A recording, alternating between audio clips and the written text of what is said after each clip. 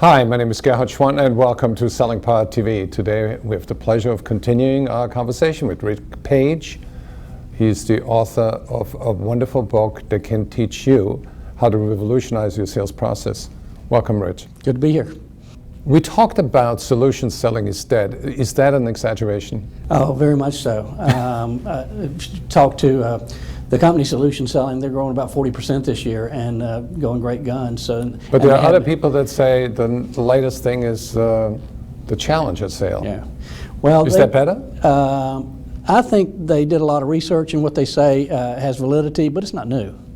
This is a discovery of a 30-year-old concept, and because that's when I first learned it. It's called latent or selling to dormant needs, and then last year in Harvard Business Review, Jeffrey Moore had an article called Provocative Selling. Mm-hmm.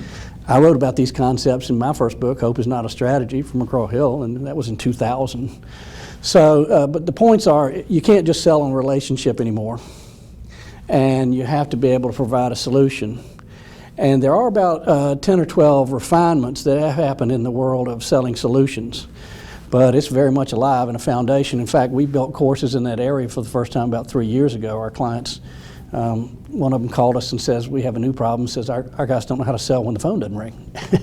We used to be shooting in a buffalo herd and aiming indirects, hit something. Now, we don't have enough demand, so we have to go do some demand creation selling, and they didn't know how. They were raised in the 90s. So we built those courses, and they love them. And it's a very sophisticated sales force. So we built this up.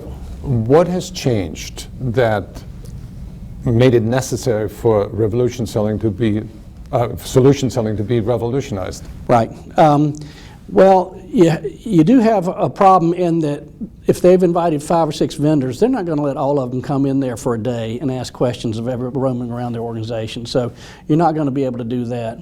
And we found some other things is that we've done assessments of our own clients based on some research we did with CSO Insights on 50 best practices of great sales forces. And we turned that into a free assessment for our clients so we can find out what things they think are important that they're not doing well.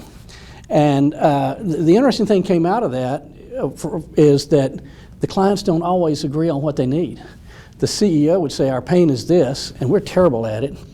The sales managers, so something like coaching, say, well, it's fairly important, but we're good at it. And the sales reps will say, this is very important, and we're terrible at it. Okay, they don't agree on what the pain is. So, and then sometimes what they ask for from a vendor is not really what they need. And I think that's what we're getting at here is that you have to have enough industry expertise or foreknowledge of your client through maybe meeting with people lower before you get to executives. Because you can't just always go in there and play 20 questions, especially with executives. You had to have done that research before you get there.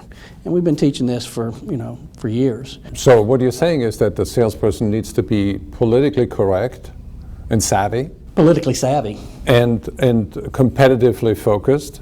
And needs to have a strategy. Exactly. You can win without a strategy. It's called luck, but I don't think we pay salespeople to be lucky.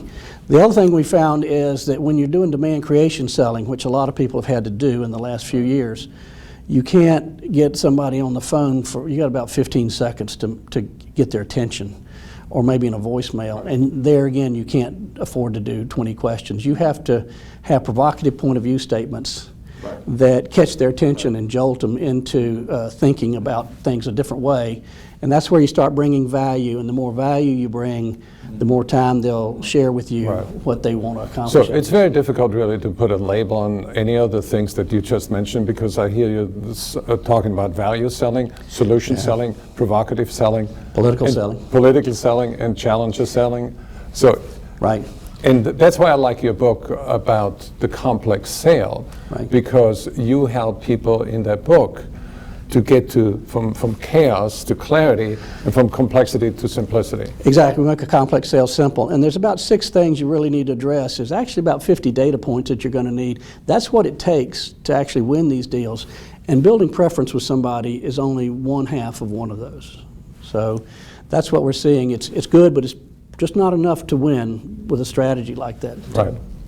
Well, thank you, Rick. For anybody who wants to learn more, go to Amazon.com and look up Rick Page, and there is a goldmine of ideas. Or the Complex Sale, www.complexsale.com. Thank you, Rick. Thanks.